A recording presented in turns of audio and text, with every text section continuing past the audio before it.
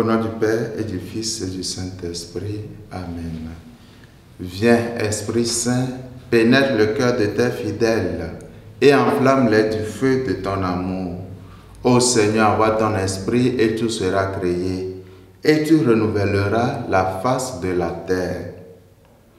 De l'Évangile de Jésus-Christ selon saint Marc, au chapitre 9, versets 30 à 37.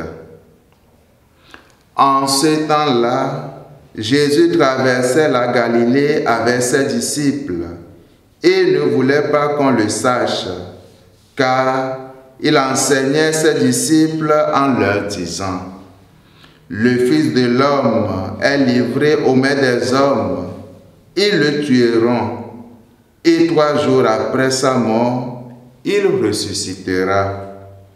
Mais les disciples ne comprenaient pas ces paroles et ils avaient peur de l'interroger.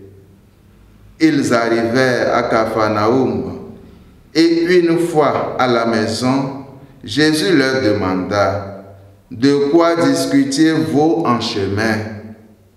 Ils se taisaient, car en chemin, ils avaient discuté entre eux pour savoir qui était le plus grand.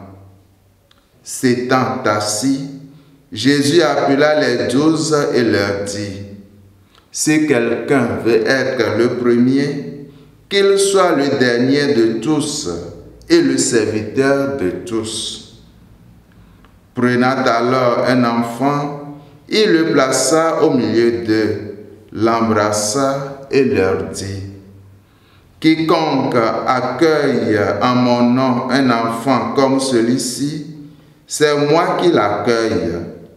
Et celui qui m'accueille, ce n'est pas moi qui l'accueille, mais celui qui m'a envoyé. Acclamons la parole de Dieu. Louange à toi, Seigneur Jésus. Jésus, dans l'évangile de ce matin, nous rappelle que pour être grand, il faut se faire petit. Cela ne veut pas dire avoir une conduite ou un comportement infantile ou encore immature. Cela signifie tout simplement retrouver la douceur, l'innocence, la simplicité de l'enfant qui est spontané, qui sait reconnaître quand il a mal fait, qui sait recevoir la remontrance et obéir ensuite, sans que son amour ou sa confiance en soit atteint. Pour le Christ, le plus grand n'est pas celui qui a le plus de pouvoir ou d'autorité. Ce n'est non plus celui qui a le plus de richesse. Le plus grand est celui qui, dans l'humilité vraie et sincère, sait se faire le serviteur de tous pour l'amour de Dieu.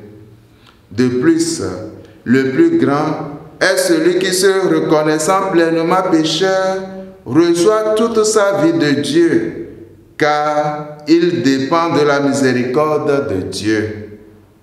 Que Dieu nous aide par son amour à pouvoir être humbles dans tout ce que nous faisons pour lui et pour nos frères et sœurs. Amen.